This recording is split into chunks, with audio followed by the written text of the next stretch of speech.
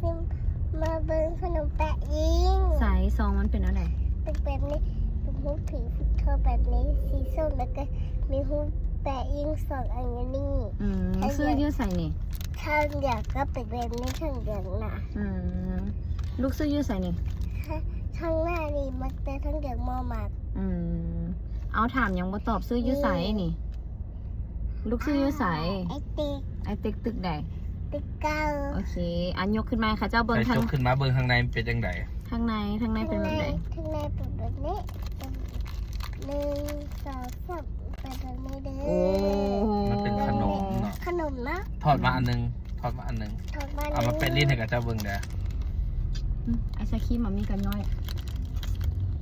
ดึงขึ้นมา1 2 3โอ้ กาอย่าง ลายอย่างนี้ ยายเมียวอ่ะ ลาย ใส่ เมีย แกะ ว ออกมาอันนึงโซ่ให้เพิ่นเบิ่งเด้อโอ้เป็นวงมนเลย โอ้ย ที่เป็นไงเดียวเด้ ใส่ออนไลน์ให้เบิ่ง คืออยู่ในติ๊กต็อก เอาใส่ลิ้นเบิ่งบัดนี้ละอมไว้เด้อแล้วจังเอาออก วิธีลิ้นเบิ้งเด้ออลิซิลิ้นให้เบิ้ง นี่ แย่ลิ้นออกมาก่อนโอเคแปะใส่ลิ้นนับ1 5 อมไว้บัดนี้นะ 1เอาออกเลย เห็นบ่ นี่ เห็นเป็นรูปแมวบ่อยู่ลิ้น เห็น มันกินได้เด้อบอกกับเจ้าเด้อ กินได้เด้อนี่เป็นหัวใจเด้อเป็นหัวใจไงเด้อนี่เป็นหัวใจแบบนี้เด้อดิ วิธีลิ้นเห็นแนวใด ให้แบบนี้เด้อให้แบบนี้เด้อฮะ นับ1 2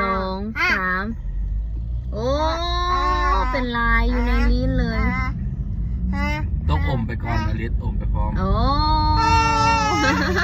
มันกินได้เด้อบอกกับเจ้าเด้อ อันนี้กินได้ แปะใส่ลิ้นแล้วเป็นลายหันไปบ่ เอาไปเอา